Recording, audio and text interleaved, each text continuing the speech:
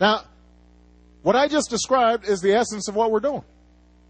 And according to the Congressional Budget Office, it would save $1 trillion in our deficits, which is the single most important thing we can do, by the way, to reduce our deficit over the long term.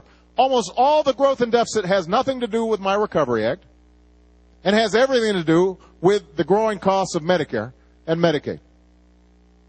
Almost all of it. You project out 20, 30 years, almost all the growth is because healthcare costs are just going out of control, and we've got an older population that's going to need more care.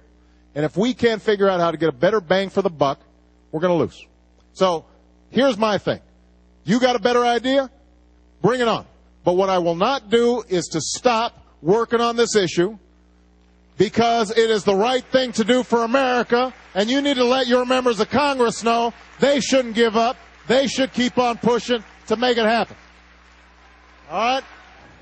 Well, there you have it. A rather long answer to a question about health care from a recovering cancer patient. And it just so happens that here on the set with me, I have Dr. Mark Siegel, Fox News contributor, who our viewers know by now. And he had some thoughts about the president's answer that were pretty interesting, Mark. You talked about the president's claim that the health care reform proposed will not lead to any problems in the ER. In fact, it will streamline things in the ER for patients. And you take issue with that. Well, there's a lot of evidence that he's wrong about that. First of all, studies have shown that Medicaid patients are twice as likely to use the emergency room unnecessarily than people without insurance. If we give more people Medicaid, they're going to go to the ERs because we don't have the doctors to take care of them. In Massachusetts, when we got universal health insurance passed, you know what happened?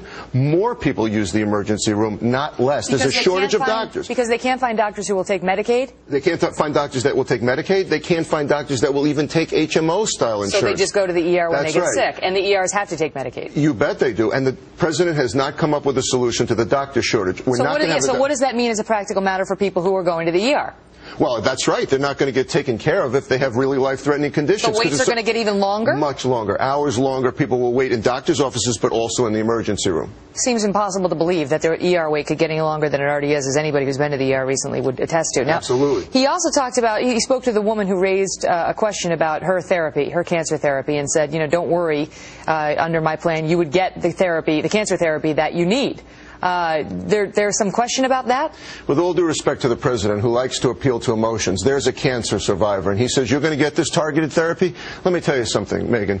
It's $50,000 to $100,000 a year for the current targeted therapies we have, without even considering what's in the pipeline. That's what insurance companies who fully insure you pay for cancer therapy. Rituximab, Herceptin, that's what it costs. And the newer ones are even more expensive. You think a one-size-fits-all insurance is going to pay for that? Okay, Mr. President, you're going to pay for that? What do you think is going to happen to premiums? They're going to skyrocket. This is what everyone's afraid of. Tremendous costs involved with this situation. It's a collision of cultures. If you're going to try to cover modern technology, you can't extend it across the board without reforming what we currently have. So as a practical matter, what would happen? I mean, the president says that woman and others like her would have the coverage. So it's just not true? They're going to try to get... Not in Canada, not in Europe. Those therapies are denied in places where you have universal health insurance.